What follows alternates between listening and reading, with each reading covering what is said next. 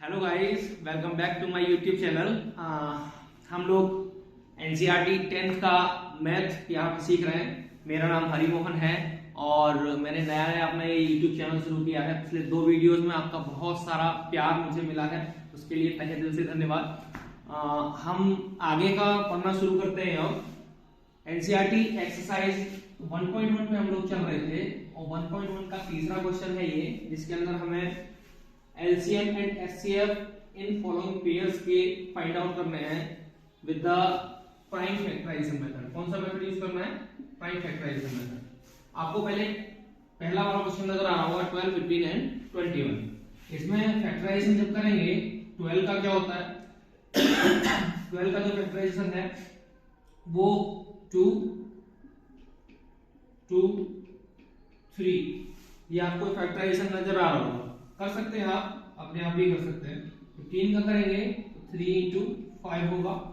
21 का करेंगे 3 इंटू 7 होगा।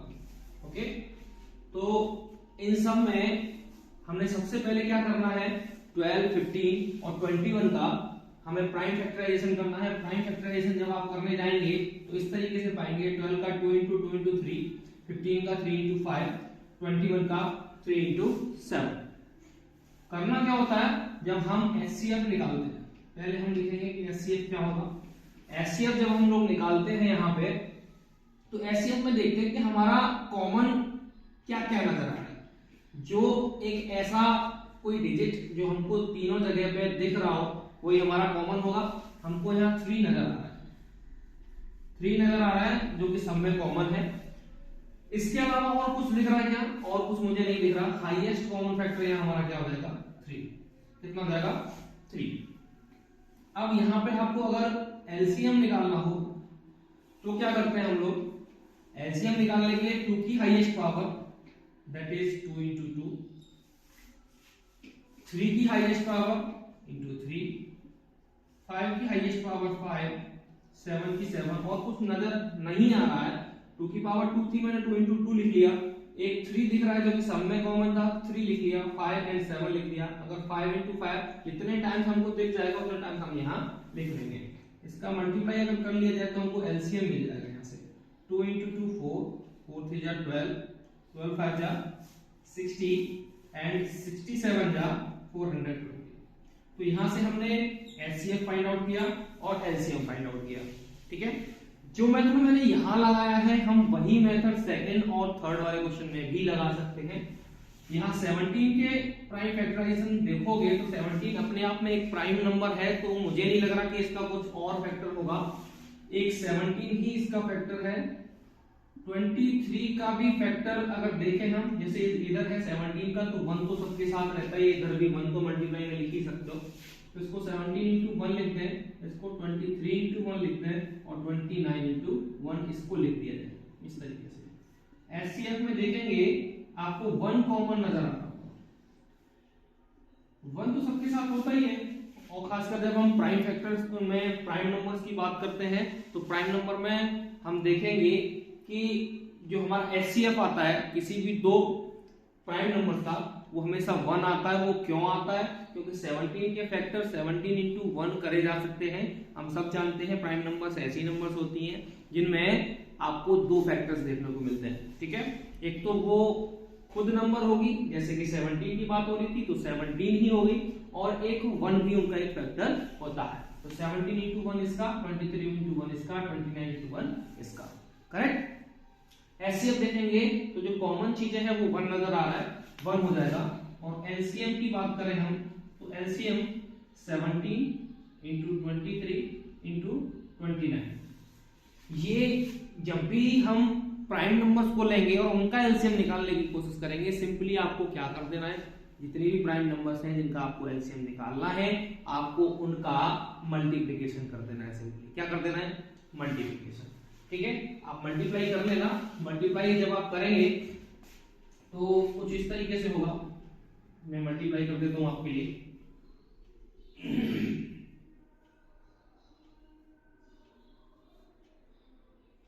667 इन दोनों का मल्टीप्लाई आने वाला है, साथ में 17 है। 17 का और मल्टीप्लाई कर लेते हैं हम लोग।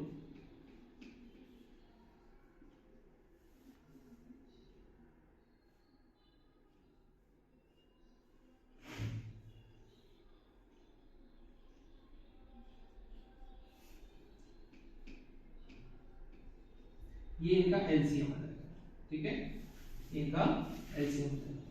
तो इस तरीके से आप सिंपली एलसीएम या एचसीएफ फाइंड आउट कर सकते हैं with the prime factorisation method. Third वाला क्वेश्चन है 8, 9 एंड 25। इनका आपको एलसीएम एचसीएफ दोनों निकालना है। सिंपली वही कर देना जो अब तक करते आए। 8 के फैक्टर 2 into 2 into 2, 9 के फैक्टर 3 into 3, 25 के फैक्टर 5 into 5। क्या आपको कुछ कॉमन नजर आया? आपको कॉमन कुछ नहीं नजर आ रहा होगा। जहां कुछ कॉमन नहीं होता वहां 1 तो कॉमन होता ही है, क्योंकि 1 का मल्टीप्लिकेशन तो सब में हो सकता है। तो इन तीनों नंबर्स का अगर मैं एचसीएफ की बात करूं, एचसीएफ 1 होता है। एलसीएम की बात करते हैं, मैंने बताया था जो सबसे छोटी प्राइम नंबर है उसकी highest power means 2 into 2 into 2। ऐसे ही जो हमारी नेक्स्ट प्राइम नंबर है उसकी भी हाईएस्ट पावर तो 3 into 3, ये 3 into 3 आपको नजर आ रहा होगा। ऐसे 5 into 5 इसका भी मल्टीप्लाई कर लेना, सबका मल्टीप्लाई कर लेंगे और हमारा आंसर आ जाएगा।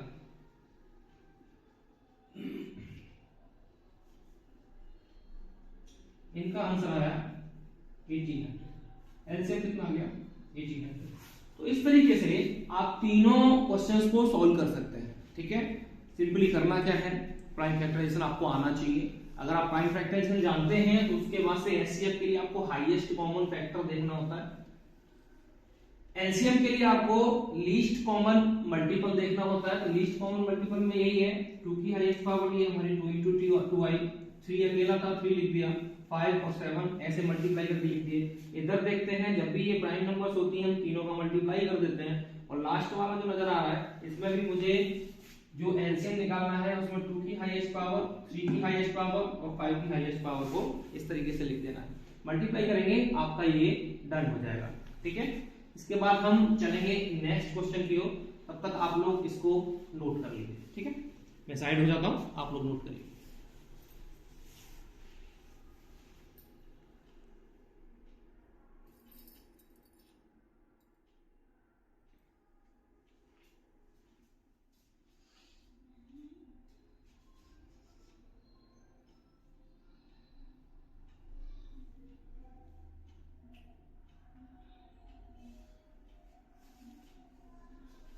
फोर्थ वाला क्वेश्चन हम लोगों ने आई थिंक कर लिया, मैं इसको इरेज करने वाला हूं। फोर्थ वाला क्वेश्चन आई थिंक हो गया है, हम लोग फिफ्थ क्वेश्चन की तरफ मूव करेंगे। फिफ्थ क्वेश्चन जो है वो किस तरीके से सॉल्व होगा वो आप लोग देख लीजिए थोड़ा सा, ठीक है।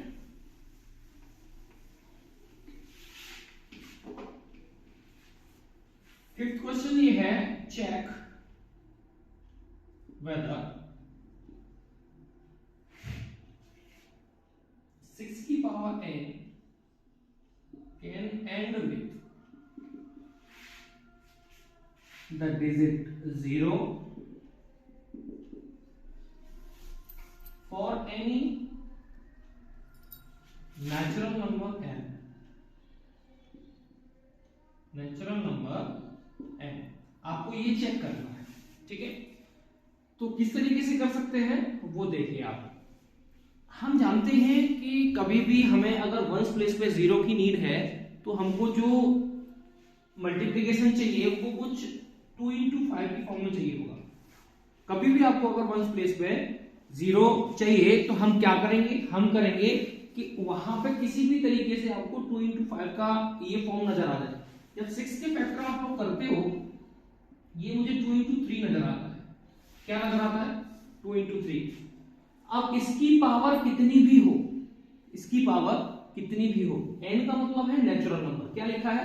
Can and with the digit 0 for any natural number n। तो n जो है वो नेचुरल नंबर है, हम जानते हैं नेचुरल नंबर 1 to इंफिनिटी कुछ भी हो सकता है, 1 2 3 4 5 6 कुछ भी हो सकती है, नेचुरल नंबर्स हैं। तो n की वैल्यू कुछ भी डालूं मैं, मुझे चेक करना है अगर it can and with a 0 और नॉट। तो 0 से एंड करने के लिए, चेक करने के लिए क्या चाहिए, 6 के फैक्टर करिए 2 into 3। Is it in the form of 2 into 5? 2 into 5 के मल्टीपल में अगर चीजें हमें मिल जाती हैं तो हम कह सकते हैं कि yes it can and with 0। यहां 6 के फैक्टर करने पे प्राइम फैक्टराइजेशन मैंने किया तो 2 into 3 मिला मेरे को। क्या मिला? 2 into 3। तो मुझे चाहिए क्या था? 2 into 5। इतना लिखने के बाद आप नीचे कुछ लिख देंगे इस तरीके से, here the factorisation of 6 gives us 2 into 3, that is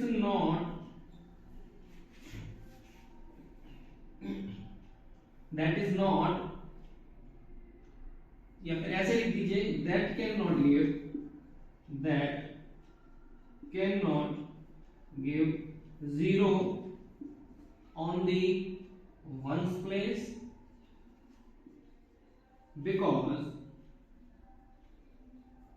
we need factorization in the form of 2 into 5 की पावर n। 2 into 5 की पावर n की फॉर्म में जब भी आपको ये चीजें दिख जाएंगी तो हम कह देंगे कि वहां पे वो 0 के साथ एंड होगा। अब यहाँ 6 पर मैंने देखा 6 की पावर n थी, तो इसको अगर मैं लिखना चाहूं तो 2 into 3 की पावर n हो जाएगा। क्या ये 2 into 5 की पावर n की फॉर्म में है? नहीं है। It means it can not, it cannot end with 0। Simply आपको ये लिख देना है और कुछ अलग से नहीं करना है, क्योंकि इसमें आपको 6 की पावर n दे रखा है। हो सकता है आपको 8 की पावर n दे दे, हो सकता है आपको 12 की पावर n दे दे। तो इस तरीके से अलग अलग क्वेश्चंस जो हैं वो बोर्ड में पूछे जाते हैं और आपसे पूछा जाता है whether it can be ended with 0 or not। ठीक है, आप जब अदर बुक्स देखेंगे RS अग्रवाल या फिर RD शर्मा बुक्स को आप जब फॉलो करोगे तो वहां पे आपको कई सारे क्वेश्चंस ऐसे देखने को मिल जाएंगे। ठीक है ना, तो आप इसको नोट कर लीजिए। मैं थोड़ा साइड हो जाता हूं तब तक के लिए।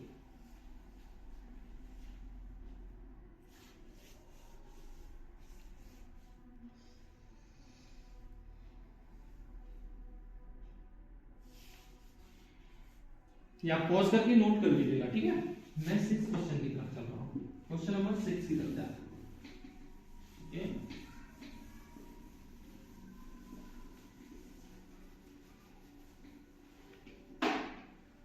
हम लोग क्वेश्चन नंबर 6 की तरफ चल रहे हैं और पूछ रहा है ये explain why 7 into 11 into 13 plus 13 and 7 into 6 into 5 into 4 into 3 into 2 into 1 plus 5 are composite number।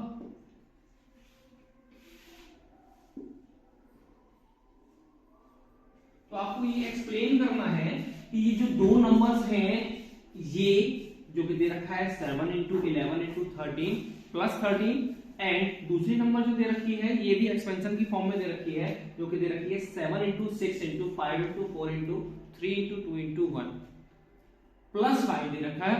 और आपको कह रहा है कि इसको आप एक्सप्लेन करिए कि ये कंपोजिट नंबर है।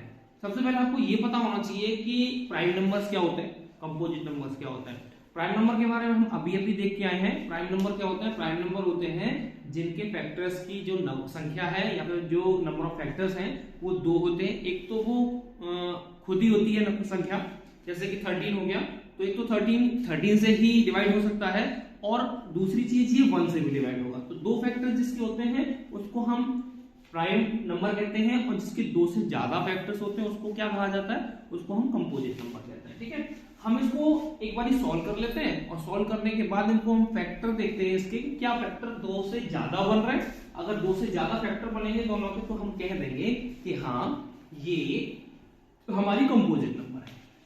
तो let's solve this first.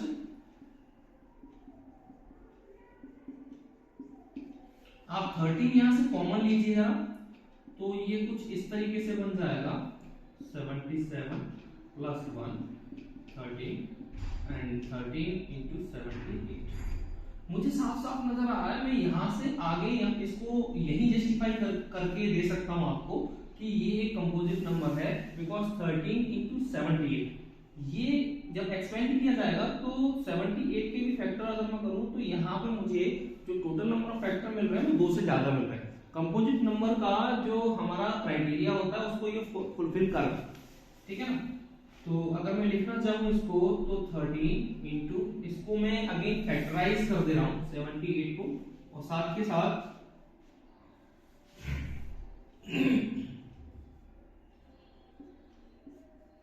Yes, तो ये जो है वो आएगा 2 इंटू 3 इंटू 30। थोड़ा सा रीअरेंज करने के बाद मैं लिख दूं 2 इंटू 3 इंटू 13 इंटू 30। ओके, इसका फैक्टराइजेशन कुछ इस तरीके से हुआ सॉल्व करने पर। अब चलो इसको भी देख लेते हैं हम लोग। 7 into 6 into 5 into 4 into 3 into 2 into 1 plus 5, ये 2 2 6 24 24 5 जा 120 और ये 42 होता है एंड प्लस जो है वो 5 भी ऐसे लिख दीजिए आप।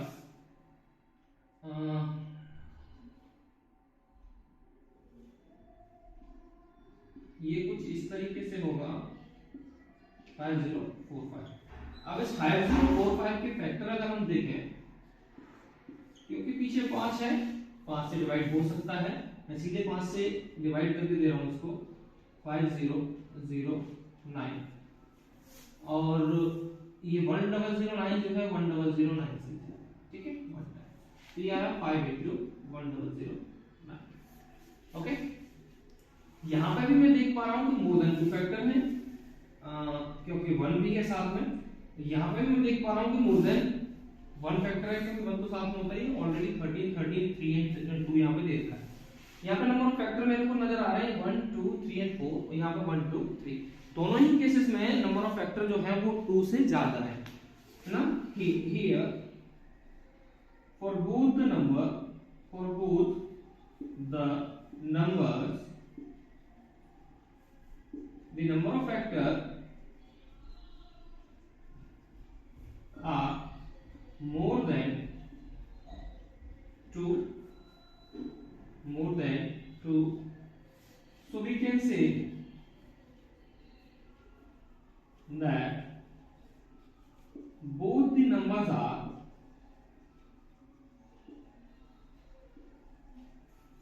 composite numbers। हमें पता है कंपोजिट नंबर्स क्या होता है, तो ये कंपोजिट नंबर के क्राइटेरिया को पूरी तरीके से फुलफिल करता है, ठीक है, क्योंकि मोर देन 2 फैक्टर है इसके भी और इसके भी। तो मुझे यही एक्सप्लेन करना था, पूरा प्रॉपर फैक्टर किया उसका, हमने सॉल्व किया उसको, फैक्टराइज किया और नीचे दिखा दिया हमने कि दोनों ही केसेस के अंदर नंबर ऑफ फैक्टर जो है वो मोर देन 2 है, और मोर देन 2 नंबर ऑफ फैक्टर्स होते हैं तो वहां हम कहते हैं कि वो नंबर्स कैसे हैं, वो नंबर कंपोजिट नंबर्स हैं, ठीक है ना। तो ये था हमारा क्वेश्चन नंबर 6 और आई होप को पढ़ाया हुआ मेरा समझ में आ रहा होगा। अभी थोड़ी बॉन्डिंग जब हमारी बनने लगेगी अच्छे से तो और चीजें क्लियर होंगी, आपको भी बेहतर समझ में आने लगेगा। बड़ा आराम से स्लो और हम लोग इस तरीके से चलाएंगे चीजों को जहां पे हम आपको पूरी तरीके से संतुष्ट कर सकें, आपके एक एक डाउट को क्लियर कर सकें। छोटी से छोटी चीजें जो बच्चों की प्रॉब्लम होती हैं, जेन्युइन प्रॉब्लम्स होती हैं, उनको हम सॉल्व करें किसी भी तरीके से, ठीक है। तो क्वेश्चन नंबर 6 ये था। 1-2 क्वेश्चन और है इस एक्सरसाइज में, वो हम कल देखेंगे। आज के लिए इतना ही रखते हैं, और अगर अच्छा लग रहा हो मेरा पढ़ाया हुआ, समझ में आ रही हो चीजें, तो प्लीज मेरे इस चैनल को सब्सक्राइब जरूर करना, वीडियो को लाइक करना, कमेंट में अपनी राय जरूर देना क्या और चीजें बेहतर हो सकती हैं, या फिर आपको क्या अच्छा लगा वीडियो के अंदर। तो मेरे इस चैनल को प्लीज सब्सक्राइब करें, शेयर करें, लाइक करें, और जितना भी हो सके मेरे को और हमारे इस चैनल को अपना प्यार अवश्य दें। धन्यवाद, मिलते हैं अगले वीडियो में।